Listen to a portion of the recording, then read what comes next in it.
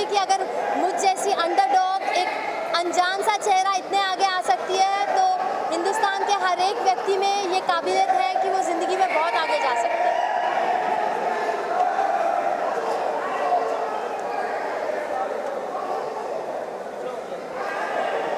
यार मेरे बंदे को भेज दो Sanju, but he should not get affected by the crowd यार संजू।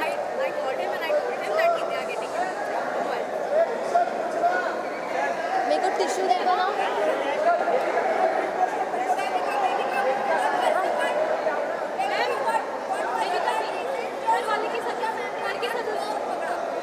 क्या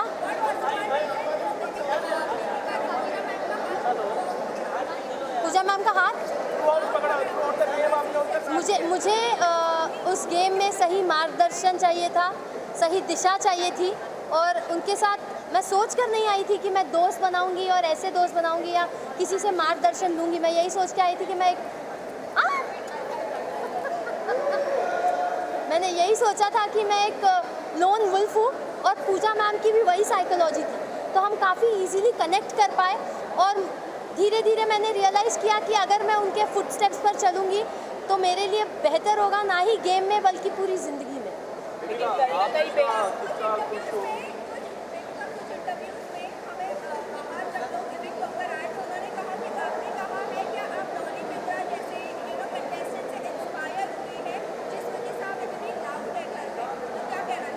जी नहीं, मैंने ऐसा कोई स्टेटमेंट नहीं दिया था, बल्कि दूसरे कंटेस्टेंट्स ने मुझे शेम करने के लिए, मुझे इंसल्ट करने के लिए स्टेटमेंट्स दिए थे।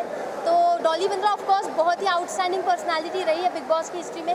उनके सीज़न का विनर कौन था शायद मुझे याद नहीं, बट डॉली बिंद्रा ज़रूर याद है। तो मैं ये नहीं कहूँगी कि मैंने ऐसी कोई स्टेटमेंट पास की थी या मेरे माइंड में था, बट हाँ, दूसरे कंटेस्टेंट्स ने मुझे शेम करने के इंटेंशन से छेड़ना शुरू कर दिया था और नाम लेना शुरू कर दिया था। But I have immense respect for the seniors of the show, और जो भी एक्स कंटेस्टेंट्स रहे, तो मैंने ऐसी कोई स्टेटमेंट पास नहीं की। क्या आपको लगता है वो एज अ विनर, अगर एल्विश नहीं आते, कभी वाइल्ड कार्ड नहीं होते, तो वो as a winner perfect candidate थे, आपको लगता है ये? वेल, अगर आप मुझसे पूछे ऑन अ पर्सनल नोट, तो मैंने उसमें एक विनर और लीडर का पोटेंशियल या फिर वो पर्सनालिटी नहीं देखी थी। लेकिन अगर एल्विश एंटर नहीं करता, by public support and fan base, वो ज़रूर जीतता। आप लोगों ने कहा कि मनीषा को फिर she is not a film material, इस पर आप लोग क्या कहना चाहेंगे? इस तरह का स्टेटमेंट देना किसी के ऊपर आप कैसे देखते हैं? मैं और पूजा मैम ये बात कर रहे थे, and I will be very honest, कि वो काफ़ी एक्साइटमेंट जता रही थी, शो ऑफ कर रही थी कि फिल्मों में ऑलरेडी उसके पास इतना काम है, ये वो। बट पूजा मैम ने कहा कि she is not a heroine material, and I totally agree with that, because जो ह्यूमिलिटी और डाउन टू अर्थ नेचर और प्रोफेशनलिज्म इंसान में होना चाहिए, वो हमें उसमें नहीं दिखा। तो मुझे भी पर्सनली नहीं लगा। लेकिन आपने सीधी तरह से खुलकर आपने अभिषेक को बोला कि यू आर इनसिक्योर पर्सनालिटी पूजा, और कि एल्विश जीतने वाला है, उससे पता चल रहा था, और जिसके कारण वो कहीं ना कहीं अंदर से खुद को प्रॉब्लम में डाल रहा था, वो हमें दिखा, और इसके लिए वो बीमार भी थोड़े पड़ गए। जी, तो क्या कहना चाहेंगे इसको लेके? एल्विश को लेके अभिषेक काफ़ी इनसिक्योर पर्सनालिटी है, मनीषा भी थी। जी आप बिल्कुल। क्या कहना चाहेंगे?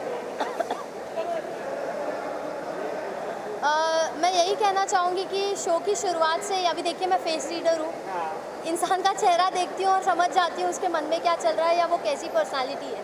तो अभिषेक में बहुत जुनून है जीतने का, और अपना बेस्ट भी दे देता है। कभी कभार अपने मॉरल्स पूरे साइड में कर देता है, बट अपने आप को आगे थ्रो करता है और अपने आप को ऑलरेडी एक विनर परसीव करता है। मैं भी अपने आप को ऑलरेडी एक विनर परसीव करके उस घर में गई थी, तो वहाँ मैं उससे बहुत कनेक्ट करती हूँ और उसकी बहुत रिस्पेक्ट करती हूँ। बट जी हाँ, पूजा मैम और मुझ में एक इंट्यूजन है, हम सेंस कर लेते हैं, हम इंसान को जल्दी परख लेते हैं बड़ी आसानी से। और एल्विश को बस मैंने स्क्रीन पे एक टास्क में देखा था, वो घर में आया नहीं था, और मैंने कहा था ये इंसान मुझे घर में चाहिए। तो मैंने, आपको क्या लगता है एल्विश के? अरे यार इसी पे सवाल है कि आप घर वालों को कई बार कहते हुए सुना है कि आप गलत फेस रीडिंग करते हैं, आपको भी बोला आपकी पीछे भी ऐसी बात की है, इस पे आपका क्या कहना है? देखिए, अभी फेस रीडिंग का एक रूल होता है कि आपको सच बोलना है। अब वो सच कड़वा भी होता है और कभी मीठा भी होता है। तो जिसको अपने बारे में बोली गई चीज़ या बात पसंद नहीं आती, वो उसे अक्सर गलत समझते हैं और ईगो में आके और अपनी सेल्फ रिस्पेक्ट पे आ जाती है, तो हाइपर हो जाते हैं। और अभिषेक का उसमें रिएक्शन सबसे ज़्यादा दिखा है। तो मुझे नहीं लगता कि मैं गलत फेस रीडिंग करती हूँ। हाँ एस्टिमेशन मेरे थोड़े इधर उधर हो सकते हैं, वो भी बहुत छोटे मात्रा में, बट गलत तो नहीं कह सकती क्योंकि इवेंचुअली वक्त के साथ ही आपको पता चलेगा। एल्विश में मैंने हमेशा पोटेंशियल देखा था और मैं हमेशा सोचती थी एल्विश जीतेगा कंपेयर टू अभिषेक, तो वो हुआ है। बेबिका इनिशियल डेज में मनीषा को अपना बेस्ट फ्रेंड बनाया, जी। फिर उसके बाद आपने बोला कि तेरा कैरेक्टर, उसके कैरेक्टर के ऊपर आपने काफ़ी ज़्यादा बातें करने लगी, फिर जी। आपने कहा कि मैं तो जानती थी कि ऐसी वैसी, फिर आपने ये बात आती है कि इनिशियल डेज में फिर आपने ये क्यों कहा कि आप मेरी बेस्ट फ्रेंड हो, अगर उसका कैरेक्टर ही इतना गंदा था। देखिए वो पर्सनली अगर लड़कों के साथ ज़्यादा सपोर्टिवली घुलती मिलती है तो इनिशियल डेज में मेरा राइट नहीं होता है कि मैं उसे जज करूँ या उस पर क्वेश्चन करूँ। मैं एक कंप्लीट स्ट्रेंजर थी, वो एक कंप्लीट स्ट्रेंजर थी और वो उसका यूएसपी है, उससे उसने अपना पूरा करियर बनाया है। जहाँ पे मैंने ये नहीं कहा तेरा कैरेक्टर गंदा है, मैंने ये कहा कि तू लड़कों के साथ मेल फ्रेंडशिप को ज़्यादा वैल्यू देती है और फीमेल फ्रेंडशिप्स की तेरी नज़रों में कोई कदर नहीं, और तू हमेशा लड़के लड़के करती रहेगी तो जो फीमेल फ्रेंडशिप में जो पावर और जो एसेंस होता है ना वो तू गवा देगी। तो उसने अपने कैरेक्टर पे ले लिया, तू लड़का लड़का कैसे बोल रही है। तो मेरा कभी वर्ड ये नहीं था कि तेरा कैरेक्टर गंदा है, मैंने यही कहा था कि फीमेल फ्रेंडशिप्स की वैल्यू करो। मैंने ज़िंदगी भर वैल्यू की है, मेरी ज़्यादातर फ्रेंड्स फीमेल्स रही है और बिलीव मी वो आपको लाइफ में जहाँ ले जाएगी, जिस दिशा में ले जाएगी, आप आगे बहुत जाओगे। तो वही मैं समझा रही थी।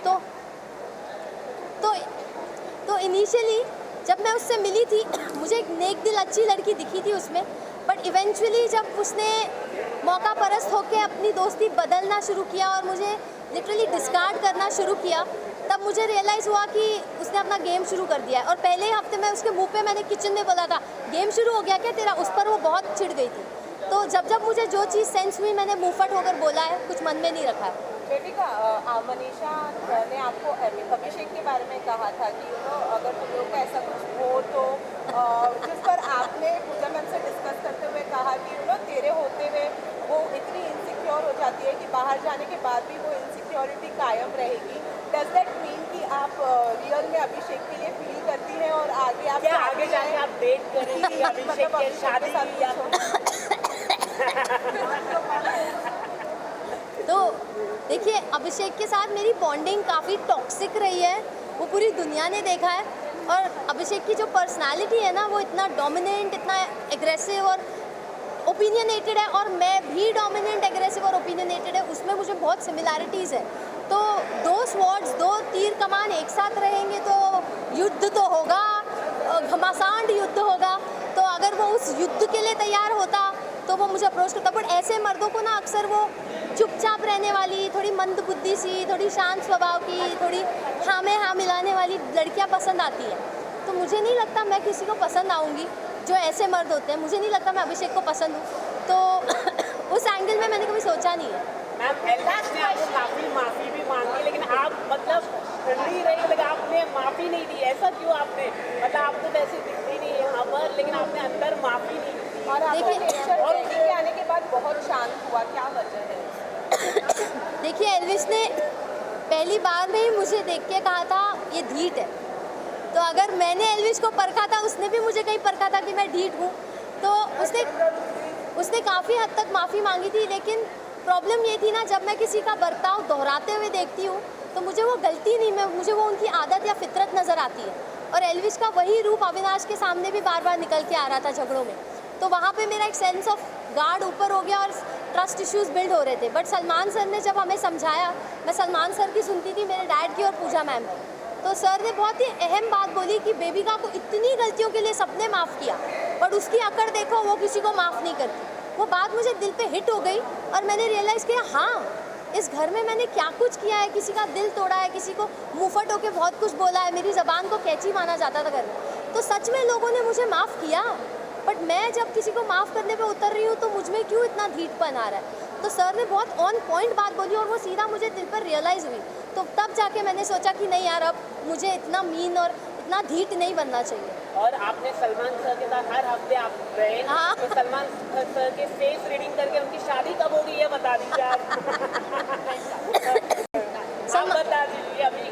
देखिए सलमान सर को ना एक गृहिणी की ज़रूरत है, तो उन्हें जिस दिन वो गृहिणी, वो नेक दिल औरत मिल जाएगी जो उनके माँ के दिल में जगह बना पाएगी, उस दिन वो ज़रूर शादी करेंगे। लेकिन वो इस इच्छा को अंदर रखते हैं, जाहिर नहीं करते। तो अब वो सलमान सर है भाई, वो भगवान है, वो मेरे गॉडफादर रहे। उन्होंने कितनी बार मेरे लिए शो में स्टैंड लिया है। जैड का इशू हुआ तब स्टैंड लिया, एल्विश का इशू हुआ तब स्टैंड लिया। तो उन्होंने मुझे एक फादर फिगर की तरह ऐसे मेरी उंगली उठा के गाइड किया है पूरे शो में। और मेरी छोटी मोटी बातों को पकड़ के वो हमेशा आके मुझे टोकते भी थे, समझाते भी थे, क्योंकि वो कंसर्न थे मेरे लिए। आप जिसकी परवाह करते हो, आप उसके बारे में सोचते हो, उसके बारे में ज़्यादा बोलते हो। तो मेरे लिए तो वो एक गॉड लाइक फिगर है। कोई डेडलाइन नहीं है शादी की, शादी की कोई डेडलाइन नहीं अरे मैं कैसे दूँ, वो देंगे। Thank you, thank you, thank you, best of luck.